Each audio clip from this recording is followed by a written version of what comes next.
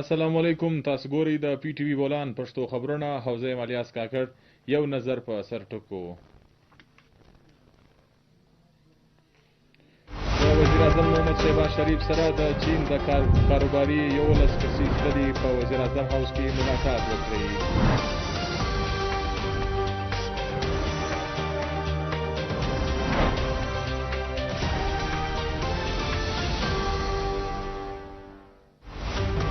د امریکې صدر ډونالډ ټرمپ او د چیني صدر شي جین پینګ ترمنځ یو په یو ملاقات وشو.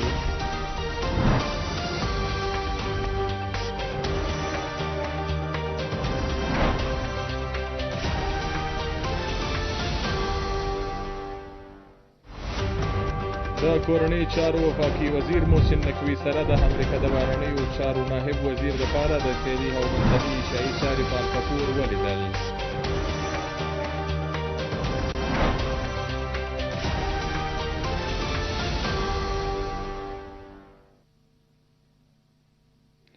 او اوس بشپړه خبرونه. د وزیر اعظم محمد شهباز شریف سره د چین د کاروباري 11 کسیزې ډلې په وزیر اعظم هاوس کې ملاقات وکړي. ډلې مشري د هایي بیجینګ یونایټډ ټیکنالوژي بانی صدر او کنټرولینګ شپږ هولډر چیان شیاو جون کوي و ډلې ته پاکستان ته په راتلو باندې هرکلی وهلو سره وزیر اعظم وویل چې د پاکستان او چین ترمنځ تاریخي اړیکې وې. هغه د چین د صدر په ځانګړي مشري کې د چین غوره ترقي وستایله او وویل چې هغه د روانې میاشتې خپل د چین د دورې په انتظار کې دی. وزیر اعظم د هایي ډلې په پاکستان کې خپل ډیجیټل اکانومي هیډ کوارټر پرانستلو پریکړه وستایله او د پاکستان او چین ترمنځ په کاروباري کچه باندې زیاتېدونکې مرستې باندې ډاډ څرګنده کړی. هغه وویل چې د هایي ډیجیټل په معیشت کې مرسته د سرمایه‌کارۍ د ودې او صنعتي اشتراک ته به وده ورسیږي. د امریکې صدر ډونالډ ټرمپ او د چیني صدر شي جین پینګ ترمنځ یو په یو ملاقات وشو، په کوم کې دواړو مشرانو دوه اړخیزه اړیکې، سیمې او نړیوال چارو باندې خبرې وکړې. د لیدو کتو وروسته د رسنیو سره د خبرو پر مهال صدر ټرمپ وویل چې د چیني صدر سره په خبرو اترو کې تجارت، ایران او نورو چارو باندې خبرې وکړل سوې. هغه وویل چې ځینې ستونزې هوارې کړل سوې کوم چې د نورو کسانو د وس کار نه و. د ایران په هکله ټرمپ وویل چې هغه نه غواړي چې د ایران سره د جوهري وسلوې او د هبنه هرمز د خلاص شي. صدر ټرمپ د چیني صدر مننه وکړه. هغه وویل چې د بیجینګ ته راتلل د ده لپاره اعزاز دی. صدر ټرمپ زیاته کړه چې د سپتمبر پر 24مه د شي جین پینګ سره په امریکا کې بیرته ملاقات وکړي او هیله ده چې شي جین پینګ په امریکا څخه متاثره سي څرنګه چې هغه د ځل سوی دی. صدر شي جین پینګ وویل چې د دواړو مخورو یو نوې تعمیري دوه اړخیزه اړیکې پرانستلې دي. هغه د صدر ټرمپ دوره د میلانې ډبره وګرځوله. د کورنۍ چارو وفاقي وزیر محسن نقوي سره د امریکې د بهرنیو چارو نائب وزیر دپاره د سهیلي او منځني ایشیايي چارې پال کپور ولیدل.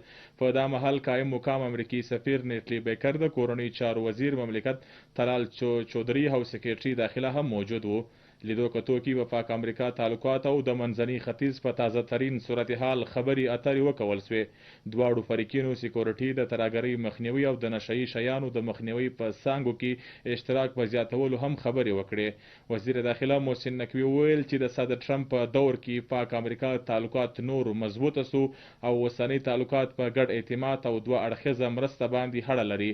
هغه وویل چې په ریکارډینګ منصوبه کې کار کوونکې امریکي کمپنۍ نه ماتېدونکې سکیورټي باوري کړل سوې ده.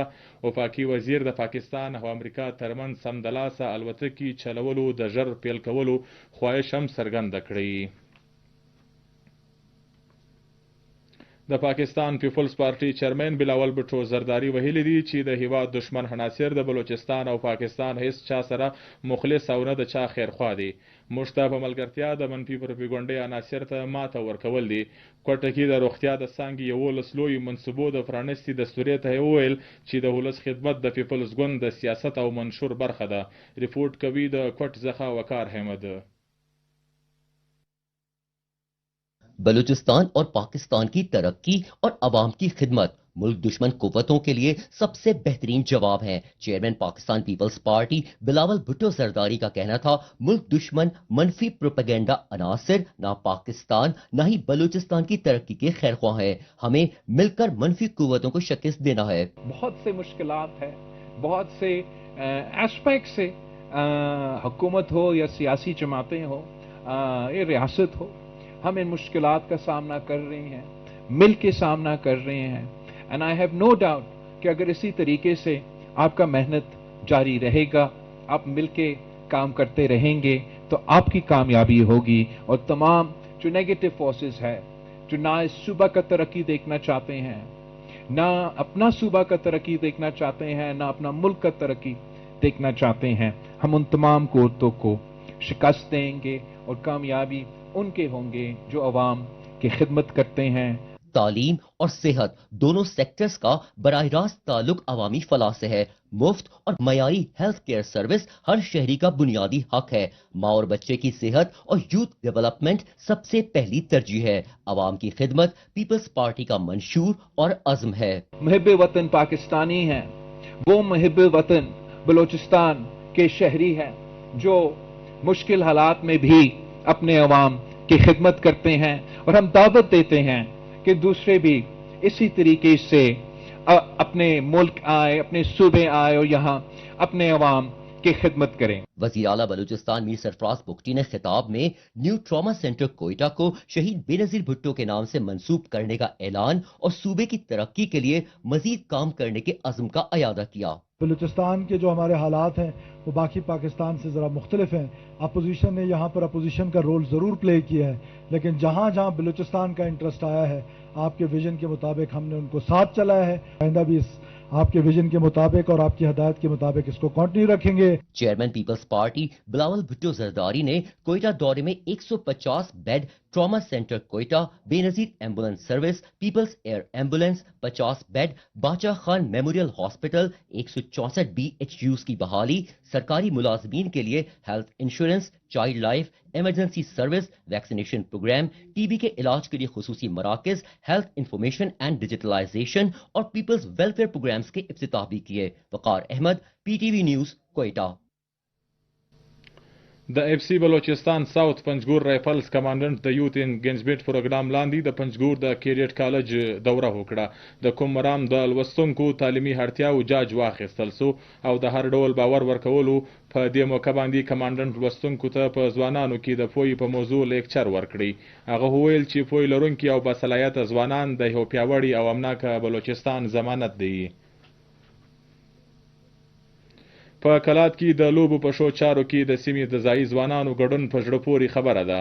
په دې لړ کې په کلات کې په روان حال ډسټریکټ چیرمن کلات پرنس آغا عرفان کریم محمدزی کرکټ ټورنمنټ دوره 2026 کې په زوروره لوبه کې شهید سیف الله کلب او چپر زلمی کلب ته په نمنډو سره ماته ورکړه. شهید سیف الله کلب په لومړي ویټینګ کولو سره 160 منډې جوړې کړې او چپر زلمی کلب 150 منډو ته ځان ورساوي.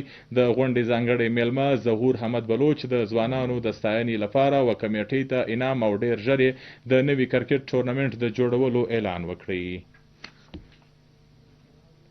په تپتان کې د سردارزاده قیوم خان ساسولی کرکټ ټورنمنټ په وروستۍ لوبه کې شهید یاسین جان کرکټ کلب دالبندین او شهید ظهور جان کرکټ کلب تپتان ته په 4 منډو سره ماته ورکړه او ټورنمنټ یې وګاټي. محسن رضا مین اف د میچ وګڼل سو چې هغه ته 70 موټر سایکل په انعام کې ورکول سو. او اوس په پای کې تاسو وګورئ د بلوچستان د بیلابیلو ضلعو د موسم حال او موږ ته راکړئ اجازت د لوی الله په امان.